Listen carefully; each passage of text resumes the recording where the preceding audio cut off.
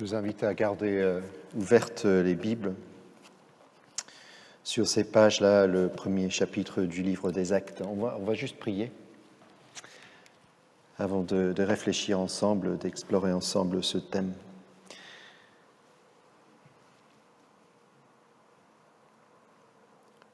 Merci Seigneur pour la vie que tu nous donnes, pour notre intelligence, pour nos expériences.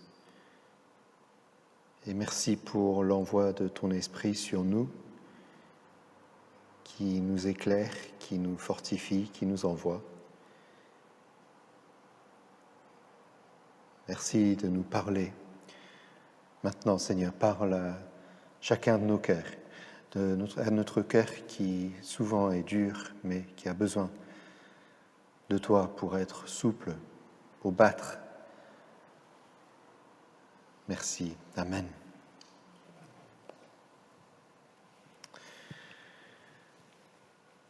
Nous sommes donc dans cette série de réflexions appelée « Viens Saint-Esprit ». Et nous avons démarré avec l'évangile de Jean qui, à la grande surprise de tous ceux qui connaissent la Pentecôte, raconte l'arrivée de l'Esprit avant la Pentecôte. C'est le soir même de la résurrection où Jésus souffle sur ses disciples et il leur dit « Recevez l'Esprit Saint ». Et dans l'évangile de Jean, donc, l'Esprit Saint représente l'auteur de la vie, la source de la vie. C'est un peu ce qu'on a vu aussi la semaine dernière en regardant l'Esprit qui planait sur la création. Dieu qui crée, qui met de la vie là où il y a du chaos, et puis qui en Jésus nous invite à vivre pleinement. Mais en lisant le Nouveau Testament, nous découvrons que le travail, l'œuvre du Saint-Esprit nous est expliqué de différentes manières, selon les différents auteurs.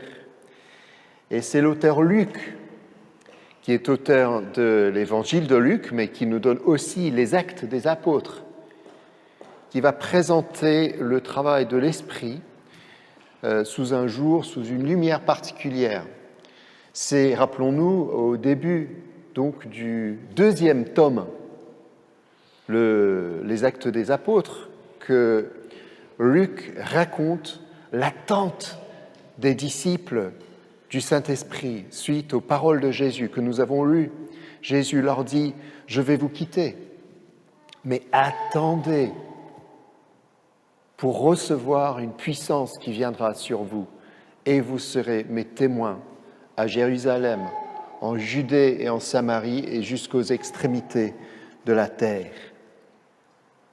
Et à partir de ce moment-là, et puis le moment de la Pentecôte où l'Esprit est répandu sur les disciples, quelque chose change pour eux. Ils deviennent, dans les paroles de Jésus, des témoins. Ils commencent à parler. Et c'est intéressant que pour l'auteur Luc, qui connaît très bien son Ancien Testament, mais qui résonne aussi comme quelqu'un qui est probablement pas d'origine juive, l'Esprit de Dieu est surtout un esprit qui parle. Recevoir l'Esprit, c'est se mettre à parler. Si Jean parle de la vie, Luc va parler de la parole. Et c'est pour cela que Jésus, en se présentant à ses disciples après sa résurrection et avant de les quitter, il leur dit « Attendez et vous allez recevoir une puissance d'en haut et vous serez mes témoins. Vous allez parler. Et c'est l'Esprit qui vous permettra de le faire. Esprit de parole. Ou si nous prenons peut-être plutôt un terme biblique, esprit de prophétie. Oui, parce que là, on peut tout de suite plonger dans l'histoire du peuple de Dieu dans l'Ancien Testament et nous découvrons que régulièrement, au moment de crise du peuple, Dieu lève devant eux des porte-paroles qui sont appelés des prophètes. Des prophètes qui se lèvent pour annoncer la parole de Dieu à un peuple qui s'égare, parce qu'une partie du message des prophète, c'est un message de jugement. Un jugement qui va venir s'ils ne se repentent pas, s'ils ne changent pas de direction. Donc c'est un avertissement. Mais toujours chez les prophètes de l'Ancien Testament, c'est aussi une promesse. Une promesse de rétablissement, une promesse de vie, une promesse d'avenir donné et offert par Dieu à tous ceux qui mettent en lui leur confiance. Voilà donc le travail, l'appel, la vocation des prophètes de l'Ancien Testament, c'est d'être des porte-paroles du message de Dieu. Et nous voyons qu'ils le font par l'Esprit de Dieu qui est sur eux. Rappelons-nous cette vieille prophétie d'Ésaïe qui dit « L'Esprit du Seigneur est sur moi, il m'a oint, il m'a mis à part, il m'a choisi pour proclamer la bonne nouvelle. » Nous avons donc des personnes, des individus touchés par l'Esprit de Dieu qui annoncent la parole, qui prophétisent, si vous voulez, qui parlent et qui, à travers leurs propres paroles, annoncent quelque chose qui ne vient pas d'eux-mêmes, mais qui vient d'ailleurs, qui vient de Dieu. Ce sont des porte-paroles, ce sont des messagers. Le message n'a pas ses origines dans leur expérience, ni dans leur connaissance, mais on leur confie un message et ils le transmettent. C'est le travail des prophètes et ils le font grâce à l'Esprit de Dieu qui est comme sur eux. Et on constate, et c'est intéressant, qu'il y a des moments dans l'histoire où il y a peu de prophètes. Et puis il y a des moments après où tout d'un coup, il y a comme un jaillissement. Et on sent qu'il y a un moment clé. Quelque chose se passe, c'est comme si Dieu il choisit ce moment-là. Et là, il annonce. Et on voit une flopée de prophètes qui annoncent, qui avertissent, qui invitent, qui incitent, qui orientent et réorientent le peuple et qui aussi anticipent ce que Dieu veut faire. Alors, si on prend maintenant l'évangile de Luc, on découvre que très vite, Jésus est décrit sous le profil d'un prophète. Jésus, lui, se lève dans la synagogue tout au début de son ministère et qu'est-ce qu'il lit ? Il lit les paroles du prophète Ésaïe qui dit « L'Esprit du Seigneur est sur moi, il m'a oint pour proclamer une bonne nouvelle. » C'est la posture du prophète qui prend. Le prophète qui annonce une parole de vie. Et on constate en regardant les prophètes de l'Ancien Testament qu'il y a 3 éléments clés. Chacun apporte une parole, chacun le fait avec puissance et chacun le fait avec une pertinence particulière pour son temps. Ça veut dire que ça résonne chez le peuple, pas comme juste un mot, mais comme une parole. Parole, puissance, pertinence. On va garder ces 3 mots, c'est très important. Donc Jésus, il vient, il exerce son ministère et on découvre à travers Jésus prophète que grâce à l'Esprit Saint qui est sur lui, il va lui aussi avertir les gens et les inviter. Il va lui aussi apporter en quelque sorte un jugement et une promesse. Il va les appeler à la repentance et il va les inviter à croire, à faire confiance. Se détourner, c'est le côté jugement. Se confier, c'est le côté promesse, posture de prophète. Et on découvre que tout au long du ministère de Jésus, il y a parole qui est annoncée, il y a puissance dans la manière dont Jésus l'offre, et puis il y a pertinence. Parce que Jésus apporte des paroles de Dieu à des personnes précises, à des contextes spécifiques. Ce n'est pas juste une vérité que Jésus annonce. C'est une parole pour moi, pour la personne. Et chaque personne qui se trouve face à Jésus se trouve interpellée parce que les paroles de Jésus viennent avec autorité. Ça veut dire qu'on ne peut pas rester insensible, qu'il faut choisir. Soit on rejette, soit on accueille, mais on ne peut pas ne rien faire. Jésus prophète. Et typiquement, on refuse, on rejette ou on accueille le message de Jésus selon l'effet que ça produit dans le cœur. Très souvent, les auditeurs de Jésus ont le cœur touché. Parce qu'un prophète, il est habité par la présence de Dieu, il parle avec l'autorité de Dieu et ça va droit au cœur.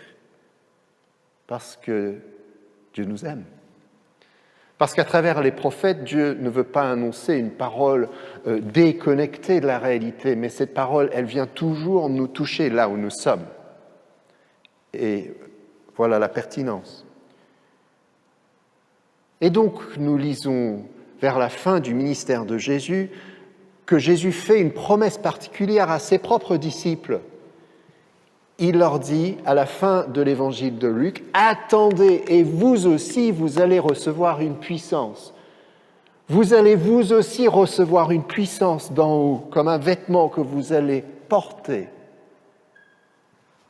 Au début, comme nous avons lu du livre des Actes, on a exactement les mêmes paroles qui sont reprises, où Jésus leur dit « Attendez de recevoir la puissance de Dieu. » Et vous serez mes témoins. Posture de prophète. Jésus va maintenant inviter ses disciples à prendre la posture de porte-parole, autrement dit de témoin.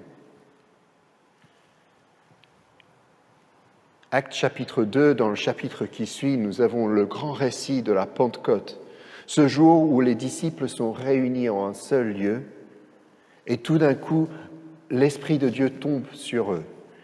C'est le bruit d'un vent puissant. C'est des langues de feu qui apparaissent sur chacun d'eux. Et ils commencent à parler dans d'autres langues. Vous connaissez le récit, je pense, non ? Et tout d'un coup, nous voyons que les disciples deviennent témoins. Mais grâce à l'Esprit, ils deviennent aussi prophètes, dans le sens de l'Ancien Testament.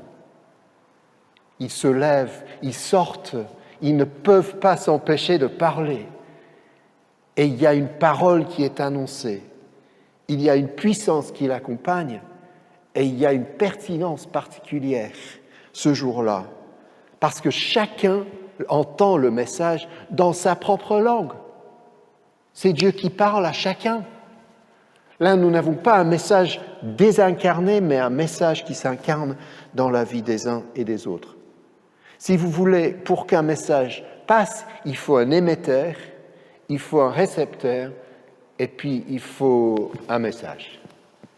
Et le jour de la Pentecôte, c'est la posture classique du prophète. Nous avons un émetteur, nous avons des receveurs. Les apôtres, les disciples deviennent des émetteurs, des porte-paroles, parce que remplis de l'Esprit. Et les receveurs qui sont là, c'est les foules qui attendent, qui écoutent. Et puis le message qui passe, parce que le message arrive dans leur cœur. Et tout cela, ce n'est pas grâce à l'intelligence des disciples, grâce à leur qualité d'orateur, ce n'est pas grâce aux études de théologie qu'ils ont faites, ce n'est pas parce qu'ils ont bu trop de vin, c'est parce que l'Esprit est venu. Et seul l'Esprit peut faire de quelqu'un un prophète. Seul l'Esprit de Dieu. On peut faire et utiliser toutes les techniques qu'on veut, mais ça ne devient que de la manipulation. Mais si c'est l'Esprit qui agit, même une parole simple devient une parole qui transforme la vie des uns et des autres. Qu'est-ce que nous pouvons dire donc de la prophétie ?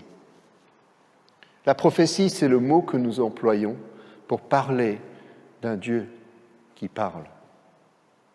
Dieu parle à travers les uns et les autres, et ce message qu'il annonce, pour nous, devient prophétie. Quand nous discernons que c'est une parole qui vient de Dieu et qui vient par une puissance qui ne vient pas de la personne, et quand ça arrive avec une pertinence pour la personne qui entend. Parole, puissance, pertinence. Une prophétie, ou si vous voulez parler en prophète, c'est tout simplement porter une parole de Dieu à un contexte précis, ou une personne précise, ou à un moment précis, par l'action de Dieu seul. Par une dynamique qui trouve ses origines dans l'Esprit de Dieu. Alors ce qui est intéressant, c'est que dans l'Ancien Testament, les prophètes acquièrent une sorte d'autorité impressionnante, même effrayante par moments. On a l'image d'un prophète de l'Ancien Testament avec sa grande barbe, avec ses vêtements un petit peu bizarres et qui est très détaché des réalités de la vie. Quand on se tourne vers le Nouveau Testament, quelque chose semble changer. Les disciples ne se distinguent pas des autres par leur grande barbe.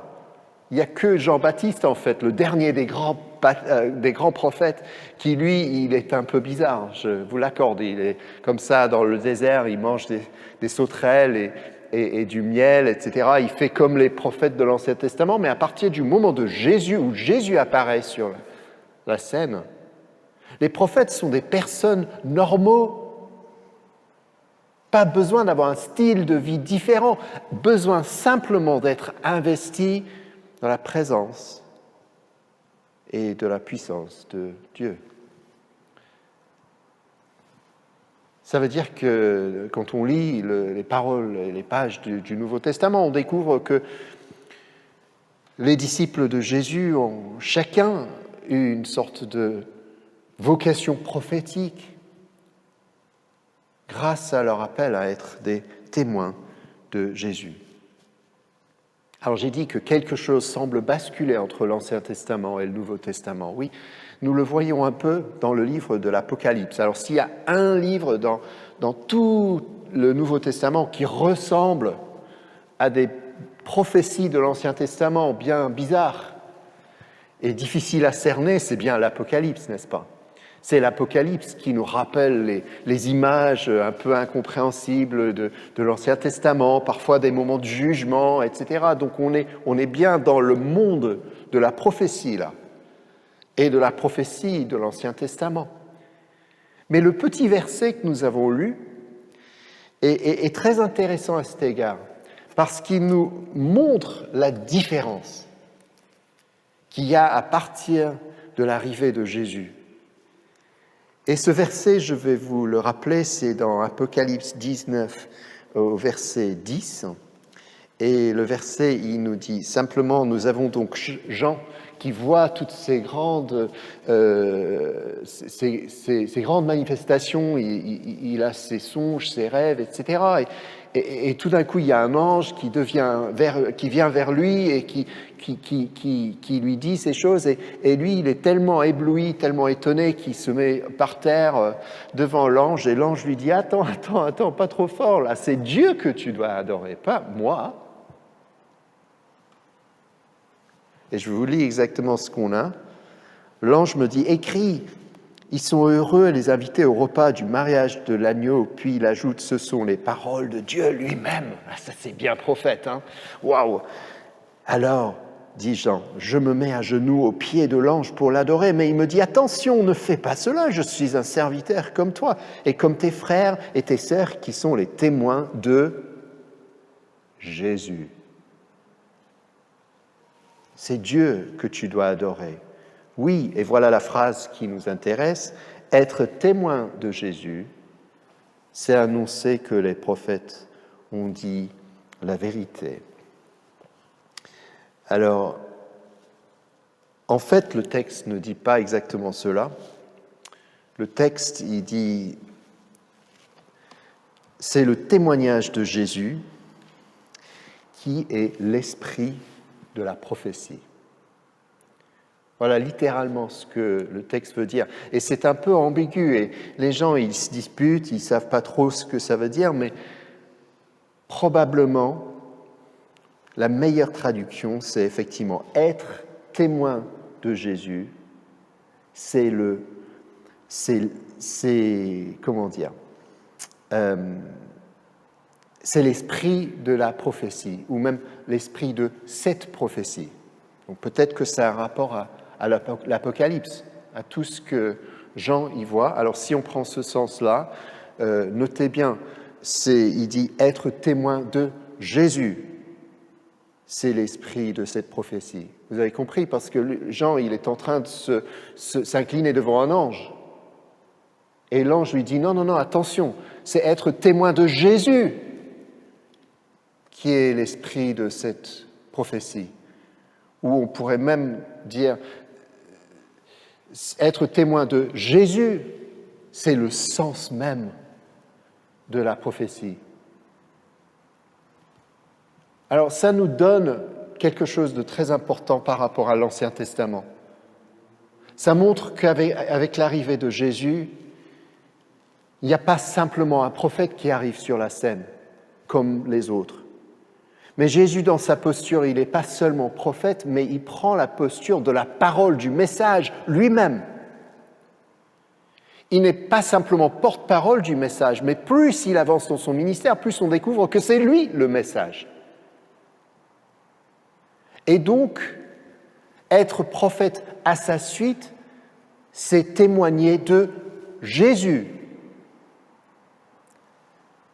Et donc, comprendre la prophétie aujourd'hui, ce n'est pas simplement apporter une parole qui vient de Dieu, c'est apporter une parole qui vient de Dieu, qui nous renvoie vers Jésus. La parole. On arrête avec l'Apocalypse parce que on va revenir vers le livre des Actes et Luc.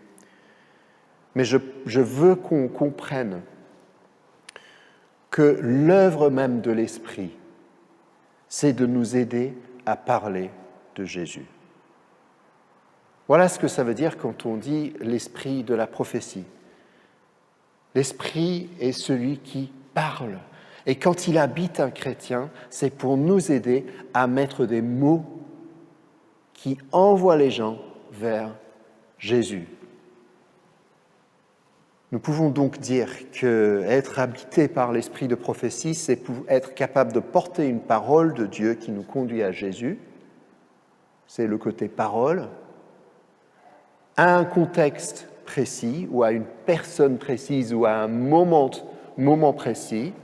C'est le côté pertinence, avec une puissance ou une autorité particulière qui ne vient pas de nous, mais de lui. C'est donc la puissance, parole, puissance, pertinence. Alors, pour revenir, et on termine là-dessus, à notre récit du livre des Actes. Donc, Jésus dit, attendez de recevoir la puissance de Dieu et vous serez mes témoins. Ça se réalise le jour de la Pentecôte, quand l'Esprit tombe sur eux et ils deviennent témoins de Jésus. On a une parole qui est annoncée, on a une puissance qui est exercée et on a une pertinence qui est ressentie. Pertinence, oui, parce que chacun ce jour-là entend le message dans sa propre langue. Et ça, c'est un élément clé de la prophétie. Quand Dieu parle par un prophète, par un chrétien, par un témoin, on reçoit le message et on comprend que c'est Dieu qui me parle aujourd'hui. Ça peut être une parole toute simple, ça peut même être une prédication, ça peut être un chant, ça peut être un rêve, ça peut être une idée semée, ça peut être un partage d'un collègue ou d'un ami, ça peut être une parole d'encouragement, mais l'important c'est que je le reçois à ce moment-là, je reconnais que ça vient de Dieu pour moi. Et du coup, il y a une dimension prophétique. Est-ce que le prophète est important ? Non, il est porte-parole. Est-ce que celui qui reçoit est important ? Dans un sens, non.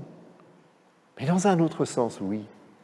Parce que Dieu choisit d'utiliser un tel pour toucher un autre. Alors le jour de la Pentecôte, nous voyons donc que les gens sont étonnés de voir que Dieu leur parlait dans leur propre langue. Et Pierre, il se met devant eux et il fait une belle prédication. Et c'est intéressant, la prédication, elle n'est pas sur le Saint-Esprit, elle est sur Jésus. Donc il prophétise. Cette fois-ci, il prophétise pas par des paroles dans d'autres langues, mais par une prédication. Et les gens, à la fin, ils sont touchés. Le texte nous dit, ils ont le cœur transpercé, ils sont émus, parce qu'ils reconnaissent dans les paroles de Pierre quelque chose qui vient de Dieu. C'est bel et bien une parole prophétique qu'ils reçoivent. Et donc ils disent, qu'est-ce qu'on doit faire? Et Pierre, il dit simplement, repentez-vous, changez de vie et soyez baptisés, faites confiance à Dieu. Et la promesse, il dit, est pour vous et pour vos enfants et les enfants de vos enfants. Tous recevront le Saint-Esprit. C'est une belle parole, ça, parce que ça nous rappelle que finalement, nous sommes tous appelés à être des prophètes. Tous capables de porter une parole de Dieu pour un autre. Dieu veut mettre sur nous son esprit pour qu'à travers nous, d'autres puissent l'entendre. Et cette parole, elle est pour nous tous. Cette promesse, elle est pour chacun. La prophétie n'est pas donnée à certains. L'esprit de la prophétie n'est pas donné aux érudits ou à ceux qui ont fait beaucoup d'études. Chacun peut recevoir l'esprit. Chacun peut devenir témoin, porte-parole d'une parole de Dieu pour un autre. La question, la seule question, c'est est-ce que nous sommes comme les disciples dans ce passage, prêts et attentifs, pour que le moment venu, nous prenions un risque, nous ayons le courage d'aller vers l'autre avec l'intuition que nous avons. Parce que rarement nous recevons des prophéties comme ça, toutes faites avec grande confiance. Très souvent, c'est dans l'humilité et la simplicité qu'on offre une parole. Et on découvre seulement, une fois qu'on l'a offerte, que finalement, c'était Dieu qui parlait. Et donc, on offre une idée, on offre une parole, une expérience, un rêve. On le met à disposition et bizarrement, étrangement, on découvre qu'à travers cette simplicité-là, l'Esprit de Dieu nous prend, nous utilise pour transformer la vie d'un autre. Nous devenons témoins. Témoins de Jésus-Christ. J'aimerais juste nous encourager, voilà, avec cette parole. Parfois, on a l'impression que seuls certains peuvent entendre la voix de Dieu. Seuls certains peuvent être entendus et peuvent communiquer. Mais la promesse, c'est pour nous tous. Dieu veut nous donner son esprit. Je termine juste avec deux idées qui me sont venues. La première, c'est que c'est peut-être pour une personne. Je pense que le Seigneur veut peut-être vous parler dans les jours qui viennent à travers un rêve. Dans ce passage de la Pentecôte, Pierre, il annonce la parole de Joël qui dit que l'Esprit viendra sur tous et tous prophétiseront et certains auront des rêves. Et j'aimerais juste vous inviter à être ouvert à cette possibilité-là. Deuxième chose, j'avais en préparant ce message l'image de Saul. Je ne sais pas si vous connaissez l'histoire de Saul, qui était persécuteur, qui était très loin de Dieu et qui s'est converti. Il a cru en Jésus et pourtant il n'a pas pu voir. Il avait comme des écailles sur ses yeux. Et je me demandais si aujourd'hui, il y a peut-être quelques personnes qui ont l'impression que oui, ils ont cru au Seigneur. Mais c'est comme si leurs oreilles sont bouchées, leurs yeux sont fermés, ils n'arrivent pas à voir et à entendre. Et je pense que la bonne nouvelle pour vous aujourd'hui, c'est que le Seigneur veut venir et vous ouvrir les yeux. Il veut enlever ses écailles pour vous utiliser comme il ne l'a jamais fait jusque-là. Et pas pour vous, mais pour quelqu'un d'autre. Il veut vous donner cette capacité à vous aussi de prophétiser. Esprit de prophétie. Et si nous nous mettions à attendre et à demander à Dieu de nous remplir nous aussi, pour que d'autres entendent cette parole